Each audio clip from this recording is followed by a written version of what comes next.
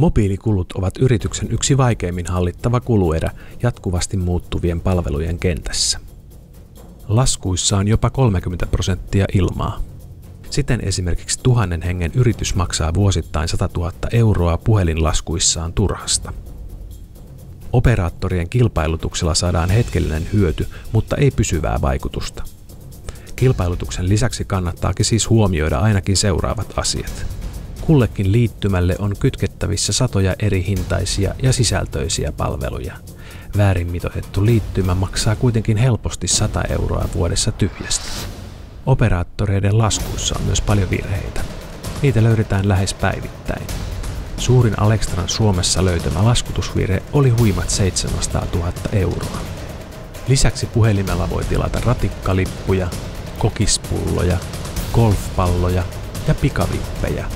Tiedätkö, kuka organisaatiossasi tekee niin? Näiden ongelmien ratkaiseminen on kuitenkin käytännössä mahdoton tehtävä ilman teknologiaa.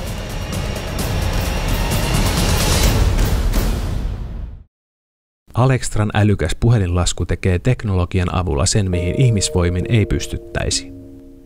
Jokaiselle käyttäjälle räätälöity liittymä, täydellinen läpinäkyvyys puhelinlaskuun, raportointi ja käyttöälytykset auttavat käyttäjää ymmärtämään kustannusten muodostumisen sekä niihin vaikuttamisen keinot.